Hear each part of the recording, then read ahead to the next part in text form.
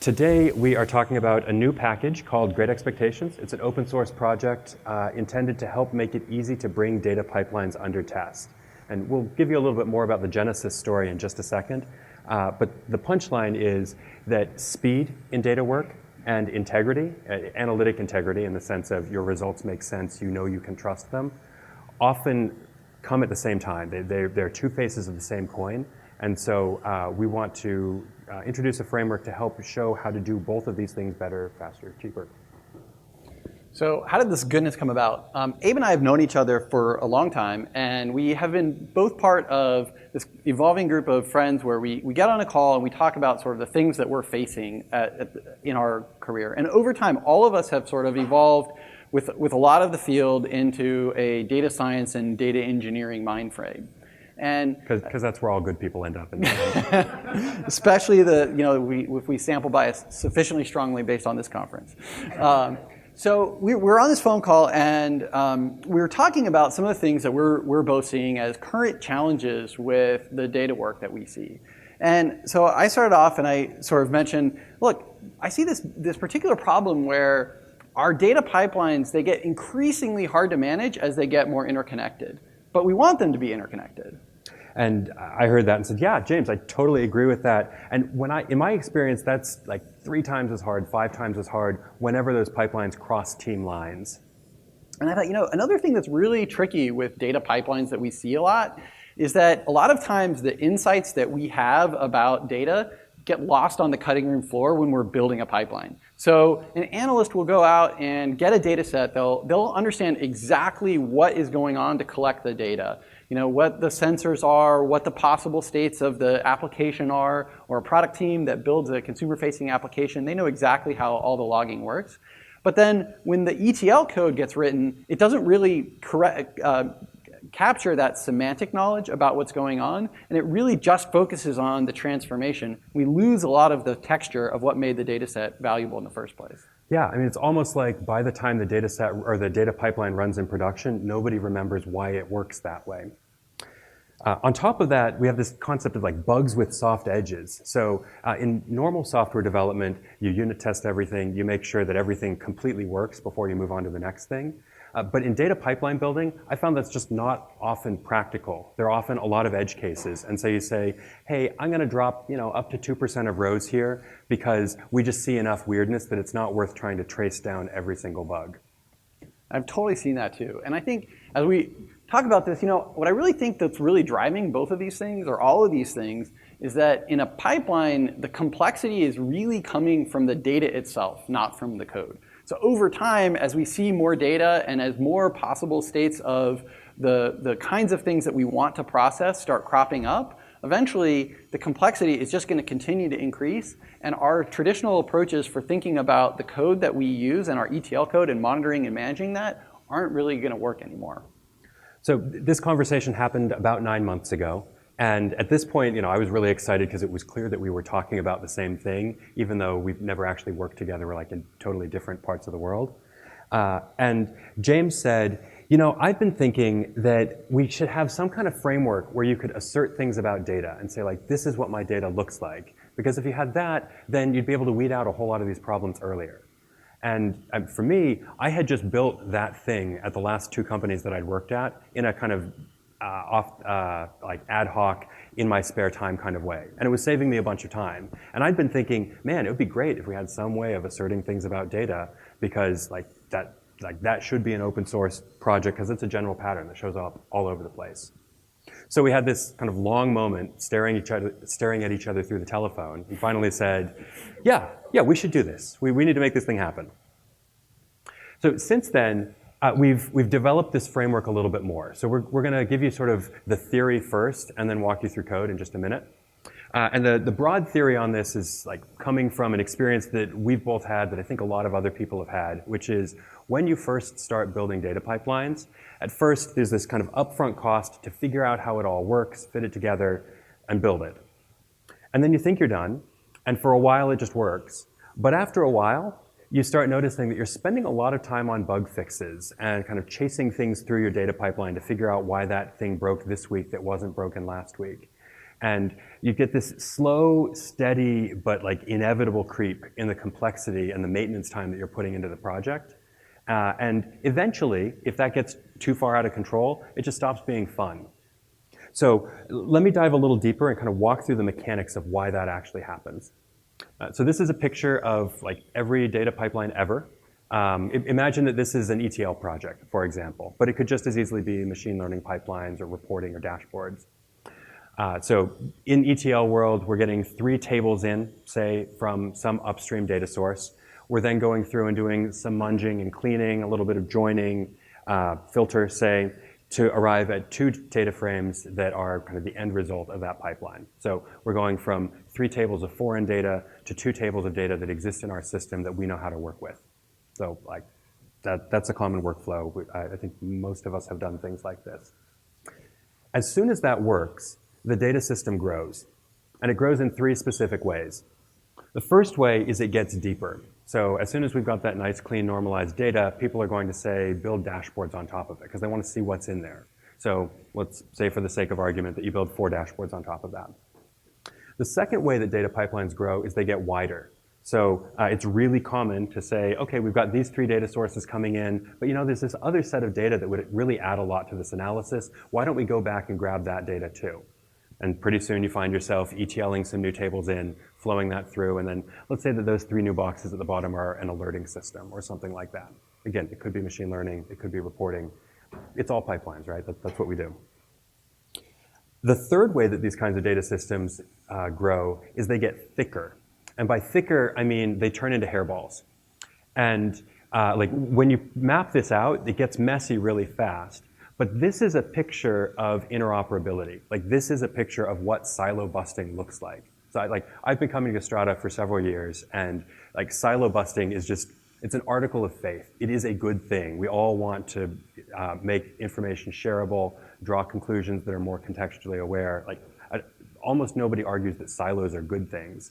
But you've got to realize that from a pipeline building perspective, when you break down silos, you make your pipeline really thick, really densely interconnected. So first point there is, that's a good thing. Hairballs are good. Tangled pipelines are good. Like that is the natural direction for them to evolve. Second point there, though, is for those of us who are maintaining the pipelines, there's a real cost that comes with that. So let me tell you kind of the typical story of that. So one day, the VP of marketing comes to you and says, hey, my dashboard's broken. A month ago it worked. That's the last time I checked, because I'm in marketing, I'm sort of numbers oriented, but not that numbers oriented. It used to work. It doesn't work. Sorry. We have marketing people. I was so busy closing sales that I was not able to check for a month. It used to work, and now it doesn't work. And now you, as, say, the director of analytics, are faced with this problem of, okay, well, we need to fix it. What do I fix?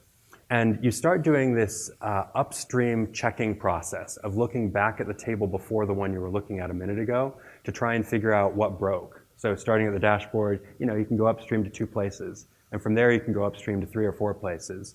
And actually, if you map this out and go through the exercise of looking at all the dependencies in a data diagram, it's not unusual to discover that, say, 20 to 30% of your whole DAG is implicated as a possible cause of this problem. So a minute ago, we were talking about this steady exponential cost in maintenance. This is exactly where that cost comes from. It's the cost of first surfacing the bug, then finding the cause, and then fixing it, and very often having to fix the data that was broken somehow in the pipeline. So that's bad enough. That's the kind of thing where you can task an analyst with it, and it will easily take at least a few hours, if not a day or 2. All of that gets much worse if you're in a world where you're crossing team boundaries. So let's imagine that the blue line separates out 2 teams, and we're the team over here that manages the dashboarding system. Very likely, the cause of the breakage was not your team. And I say that because you know your system, you're building it to your spec, and if you make a change and it breaks something, you're likely to notice right away. More likely, the cause of the breakage was one of the links that crosses the team boundary. So either your sister team that's managing the alerting system over there, or the upstream data that's coming in. So like the logging team changes their format or something like that.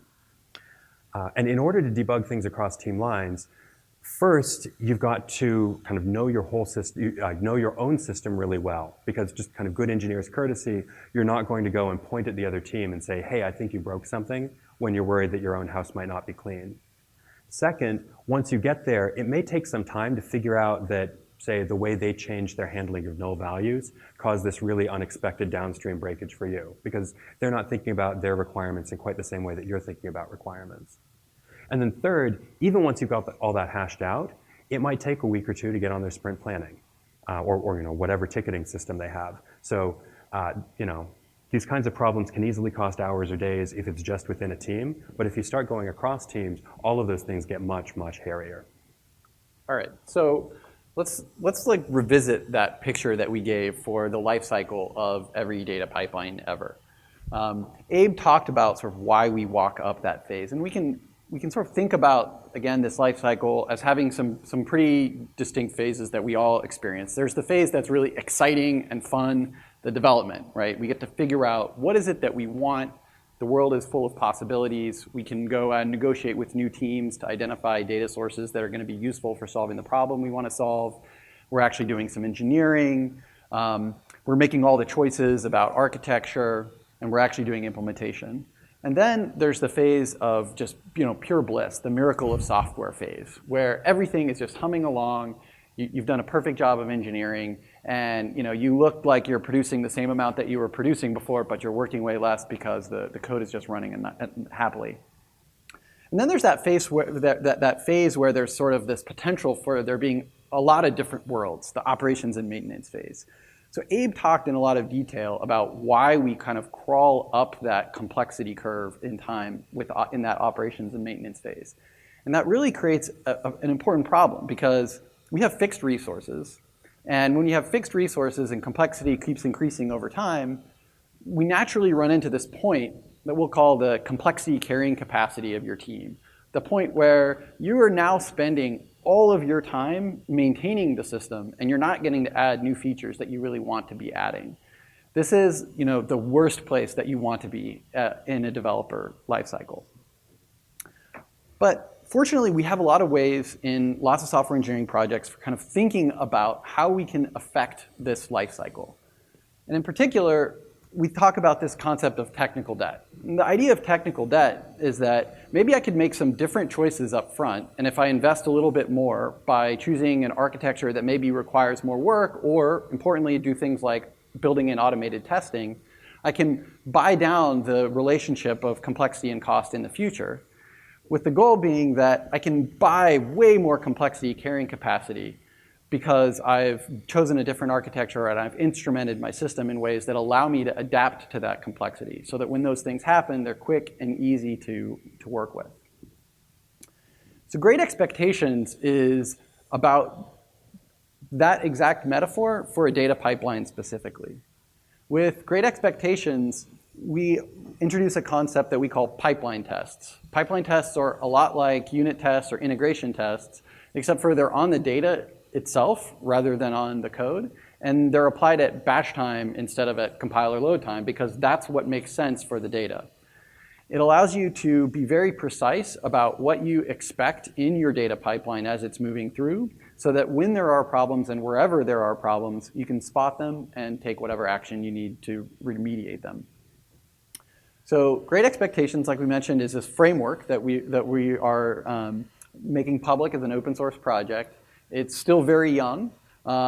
It's a very hands-on tool. It's designed for people who are both doing exploratory workflows as well as then plugging into an actual production pipeline. So Abe's going to talk through a little bit of what some of the expectations are concretely. And then we'll give a demo of what it actually looks like to use Great Expectations. Actually, before that, I'm going to do some self-promotion. We have been working on this framework quietly, the two of us, for the last 9 months. Just a couple weeks ago, we kind of opened this up to the world. It was on GitHub the whole time, but that's the point at which we said, hey, we're working on a thing. We think it is really ready for use. And the response has been really good. I mean, it's not as if we've been working in a vacuum. We were pretty confident we were onto something. But a lot of people are saying, yeah, this scratches my itch. This solves problems that I have seen. So we are starting to work with teams, for example, at Airbnb and Directly and Seismic and other mostly mid-stage startups that are flexible enough in their stack that they're willing to look at a new thing, but far enough along that they're starting to feel the pain of pipeline debt. And we're working together with them to extend use cases and figure out how to take a thing that has been useful internally for us in our separate workflows and make it a general purpose thing for the data community. Let me go in and prove that this is actually a real thing, not just a slide deck. It's not a real thing. Shoot, it stopped being a real thing. I'm so sorry. There we go. That was close. So this is Great Expectations. You can check it out. You can fork it, download it, do anything you want to it right now. It's open source under an Apache 2 license. The main concept in Great Expectations is a thing called an expectation. And the goal behind expectations is to give people working in data a flexible declarative language for what the data is supposed to look like. So let me go in and make this a little bigger. Oops. Okay, I'm not going to walk through all of these. We've got almost 40 and several more in the works. But let me go through and give you just a few to give you the flavor. So we start off with really kind of schema-like things, like expect column to exist. Expect table row count to equal, which would be useful if you have, say, an ETL process that started with 1,000 rows, and you want to make sure that at the bottom it still has 1,000 rows and not 0 and not 50,000 because you did a join wrong or something like that. Expect column values to be unique. Expect column values to not be null. This one's a little counterintuitive, but it's important. Expect column values to be null. So like if you expected a value to always be null, why do you have the column? The answer here is, well, often you have columns that contain things like error logs. And you would hope that most of the time, like 99% of the time, you won't have errors. But every once in a while, something will show up there. So we have this concept of mostly that extends over almost all of our expectations, all of the ones where it's applicable, that allow you to give yourself a little bit of wiggle room. So, hey, I expect most of the column values to be null, but up to 1%, up to 2%, that's okay. That's normal for this data set. One of the really nice things about this is we're not prescribing what the values for mostly should be. That's a thing that can evolve from practice as you're working on it. And because this is a declarative language, any other developer who encounters this and sees, oh, we expect that 99% of the column values are null, that is a really good, helpful signal to say like, hey, there's a little bit of like wiggle room here. There's something we don't quite know about this data that we might want to fix in the future. So it's a way of flagging things as you're going along that you may want to update or change later. Let's keep going. Variable typing, expect column values to be in set for enumerated types, ranges, monotonically increasing or decreasing, string matching, regex, JSON, datetime. I've spent way too much of my life cleaning up datetime formats, and we want that to stop. Aggregate functions. So most of the things that we've shown up till this point are looking on a row by row basis. Aggregate functions let you take the whole column as a whole thing and say, hey, I expect that the mean will be in a range, or the standard deviation, or the median, or the proportion of unique values, or the number of unique values. It's a really good way of checking for drift in populations. And in case you want to get more detail from that, you can go and use these distributional functions. There's a bunch of math and statistics here. We've done a lot of simulation work to make sure that these work well in lots of circumstances. But the basic idea is, let's generate a histogram of your data, either categorical or continuous, and then use the appropriate statistical test to ask if future data looks the same. And James will have a really good example of this in just a minute. We have more in the works. There are a bunch of other expectations that you might imagine would be useful here. If you have suggestions, we would love to hear them.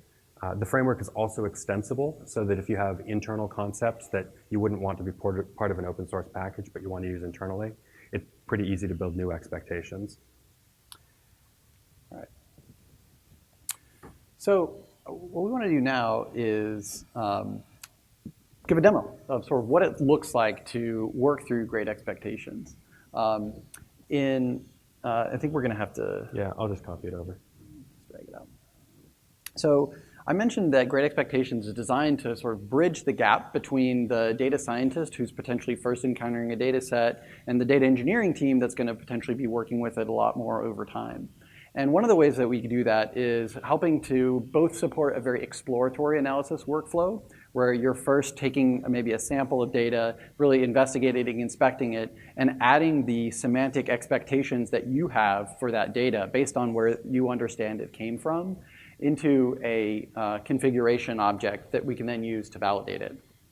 So in this data, I'll be walking through using a data set from UC Irvine. And it's a part of their machine learning repository. This is their census data. The goal of this data set is to predict from demographic characteristics of individuals whether or not somebody is earning greater or less than $50,000.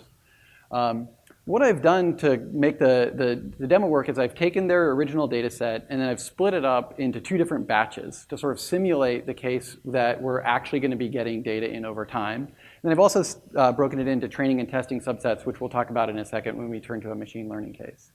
But as you can see, the Great Expectations gives you an interface that is exactly feature complete with pandas and then just adds on top of that. So I can look up the expectation or the data using pandas, and then I can also have my full vocabulary of expectations available to me to add right onto the data frame while I'm working with it. So for example, knowing that this is census data, I might say, I expect that the gender value is going to either be male or female based on the way that the survey was written. But not surprisingly, I've encountered my first very typical problem with a data processing pipeline. It just so happens that they prepended all of the data with a space. So as I'm working and going through my exploratory workflow, I might go ahead and start building the pipeline that I'm going to use to transform this data for downstream systems. So for example, I'll make this really simple function that'll just go through and strip the space off of any individual column. Now that I've got that, I can run my data through that pipeline and then rerun my same expectation with the potential values in that gender column and see that now it looks like the expectation is met, and this data set that I'm working with conforms in that way to the expected values. And I can do that with all kinds of other things to add the expectations that I have. So for example, I'm going to expect that I've always got age information. That might be an essential part of every row. And I might expect that different values are going to fall in a range. So for example, in this case, what I'm doing is I'm saying, hey, I expect that the capital loss column is going to fall in this range 0 to 2,500. Well, why would I pick that range? I mean, that's a classic case where I'm probably bringing to bear knowledge that I have about the world that wouldn't be immediately apparent to a normal data pipeline processing system. I mean, the number could be anything and potentially meaningful, but maybe $2,500 is some audit threshold that would trigger a slow internet connection. Yeah. that would trigger audit, and so that would cause us to go into a low-res version of the same thing, and so I can build that expectation around what the data is in both a very concrete, value-oriented way, but also in a more semantically rich way. Like Abe mentioned, I might also, for example, want to say, look, $2,500 really is that right threshold, but while I might expect that there are going to be some things out there, let's say 99.9% of my values should be in that range. So once I've done that exploratory work, Great Expectations sort of behind the scenes has been building this configuration object that I can use to validate. So I can get that configuration object. You can see that there's a whole bunch of standard expectations that we added on there about the existence of columns that were present when I started working. But then there are those additional expectations that we just added about the gender and the age being present in the capital loss column. So now that I've got that config, I could save it off. I could use it in with a command line tool as a part of a actual production pipeline. But right now, let's say I've got this new batch of data in, this second batch, and I want to read in that batch and then validate whether the new data matches the same kind of configuration as the old data. I can get that same verbose object that would be suitable for an actual monitoring system. But I can also do things like, well, only look at failures and find, oh my goodness, surprise, I forgot to run the data set through that same pipeline. But once I do that, I'll see that the data does indeed match. So here what we're seeing is the way that Great Expectations is just sort of watching over your shoulder while you're doing some basic exploratory work, and then building a configuration that you can use to validate in another system. Now, let's turn to a sort of. You want me to get that? Yeah, let's turn to a sort of. We'll turn to a machine learning example that demonstrates the way that you would use distributional expectations in particular, and sort of can highlight some of the particular advantages of using a system like Great Expectations to make sure you're really understanding what's going on with your system. To me, that comes a lot, we talked about that sort of duality of speed and integrity. And in a machine learning system, I think it's particularly important to make sure you understand the data that's going to get pushed through that pipeline, because you want to make sure that you're working within the bounds that you design, for which you designed the system. So in this demo, what we'll do is I'll just load up the same data. I'm going to push it through that same pipeline that we just built at the last demo. So once again, it's the UC Irvine data. It's been split up into 2 different batches, and each batch has a test and a train set. And now I'm going to go ahead and let's say I'm going to build a model. So I probably want to know a little bit more about my data than that it's there and that it has certain ranges. Like maybe I'm going to try and understand a little bit about the features that are available to me. So let's take a look at age, for example. I look at this histogram of age, and I can see values that sort of track for what you'd expect for the the working age of adults. As young as 17, actually somebody is like 90 years old, which is awesome. And just like I built that visual partition, right, I can do the same thing with Great Expectations. Basically, I'm just using NumPy's histogram here, taking that partition and building it into an object that looks just like what you'd expect. I'm just saying, like, between these particular ranges of age values, I expect some particular amount of my data to be present. And I can then take that and apply a statistical test and say, look, I expect that this continuous data is going to match the distribution. Well, I mean, there's no surprise, of course, when I run it against the same data set, which I'm doing just to attach the expectation formally to the object. So it's a part of my config, that it passes. But I'll just sort of jump ahead and say, like, I could apply that to the test data as I will, and not surprisingly, it's also going to pass for that data because it's just a random sample or a random subset of each other. Let's do that with some other columns.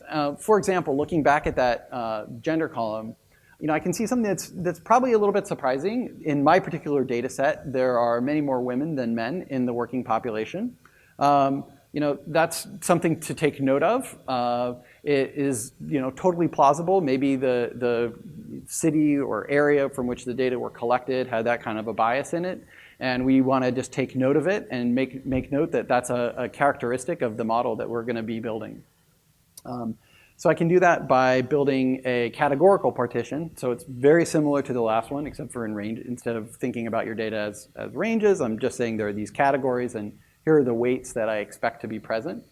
And doing the same thing, I can see that obviously the data that I just pulled that distribution from, as well as the test data that's a random sample, are both also going to conform to that expectation. And let's jump ahead a little bit just so we sort of stay on track with time.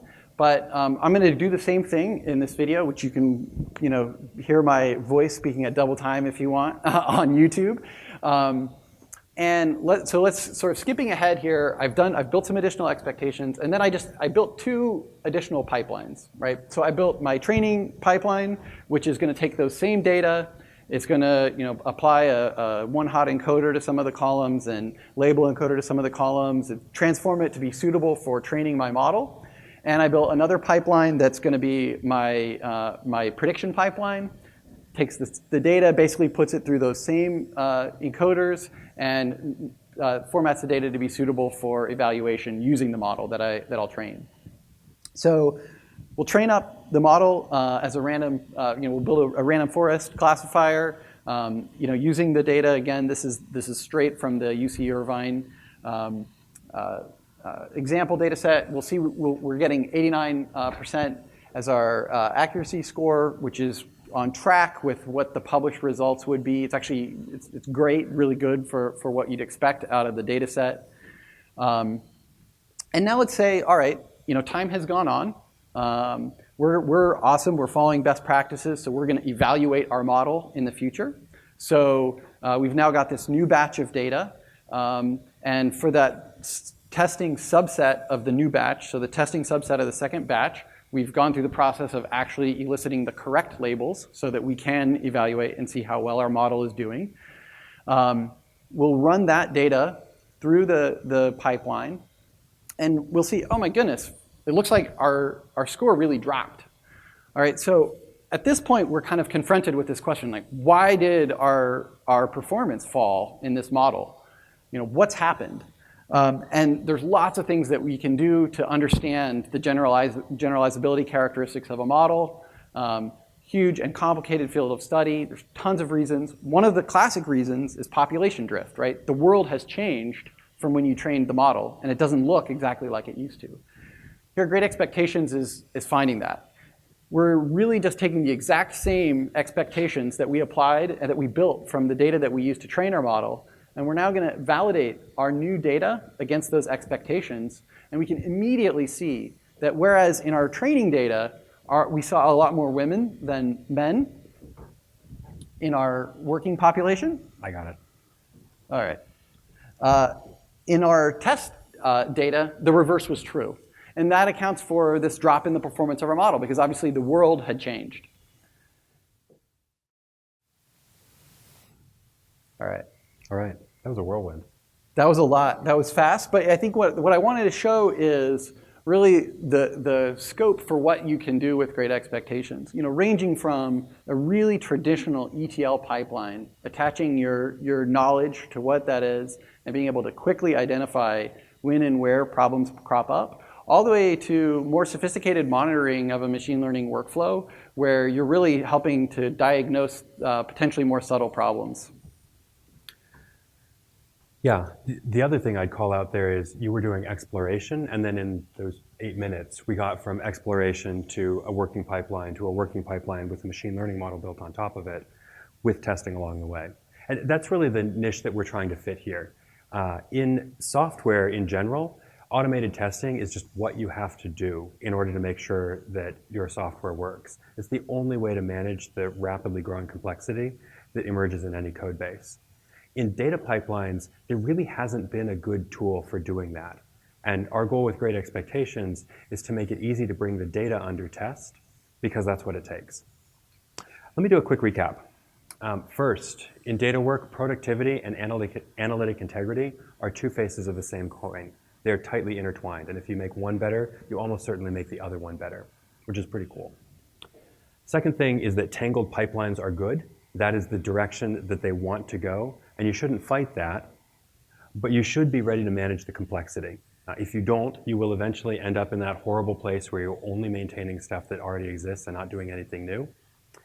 If you use pipeline testing or good automated testing period, then you can actually get a whole lot more complexity carrying capacity. And then last, we have this new framework. It's young, it's just getting started, but we think it's ready. We would love feedback, criticism, contributions, anything to help make this thing go. Thank you. Thanks very much, everybody. I think we have time for a question or two as well. Yes? So does Great Expectations work for large-scale distributed systems? The reason I ask is also for the aggregator, right? So how do you handle cases where the aggregation model or data system you're using no longer seems to be accurate? And how do you combine that problem? Yeah.